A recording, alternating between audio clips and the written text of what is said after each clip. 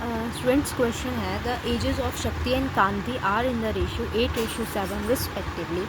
After 10 years the ratio of their ages will be 13:12. What is the difference between their ages? तो question में जो है शक्ति और कांति के एजेस का रेशियो दे दिया है। शक्ति और कांति के एजेस का रेशियो दे दिया है प्रेजेंट का कितना एज का रेशियो है उनका 8:7 और आफ्टर 10 ईयर्स जो रेशियो हो जाएगा वो हो जाएगा 13:12।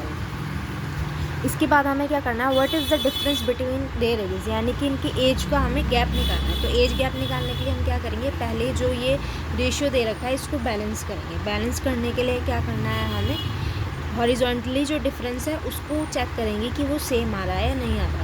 तो जब हम 8 में से 7 को माइनस करेंगे तो आंसर आएगा 1। 13 में से 12 को माइनस करेंगे तो आंसर आएगा 1, यानी कि जो हॉरिजॉन्टली है वो हमारा डिफरेंस सेम आ रहा है। अगर हॉरिजॉन्टली डिफरेंस सेम आ रहा है तो वर्टिकली भी अपने आप डिफरेंस सेम आ जाएगा। मतलब 12 में से 7 को माइनस करेंगे तो 5 आएगा, 13 में से 8 को माइनस करेंगे तब भी 5 आएगा। ऐसा क्यों है, क्योंकि जो हमने हॉरिजॉन्टली है वो हमारा डिफरेंस सेम था।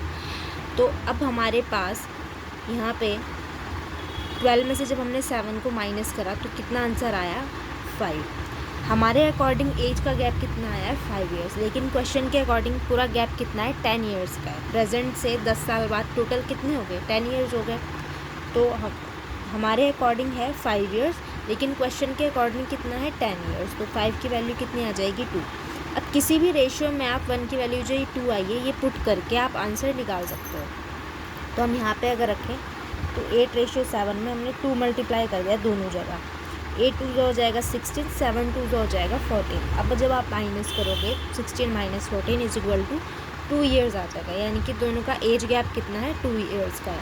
आप इस वाले रेशियो में भी रखकर इसकी वैल्यू निकाल सकते हो, तब भी एज गैप सेम ही आएगा, क्योंकि प्रेजेंट में जो एज गैप है वो भी उतना ही रहेगा उन दोनों के बीच का, और जो 10 साल बाद एज गैप है वो भी उतना ही रहेगा। अगर आप इसको करके देखना चाहते हैं तो जैसे इसको हम 2 से 2 बार हमने मल्टीप्लाई कर दिया, 13 2 हो जाएगा 26, 12 2 हो जाएगा 24, और इसको हम जब माइनस करेंगे तो 2 ईयर्स आ जाएगा। यहाँ पे भी 2 आ जाएगा, यानी कि जो एज गैप रहता है वो तो हमेशा ही सेम रहता है। इस तरीके से इस क्वेश्चन को करना था। आई होप आपको समझ में आया होगा। अगर वीडियो अच्छी लगी तो प्लीज़ वीडियो को लाइक शेयर और चैनल को सब्सक्राइब कीजिए। Thank you for watching.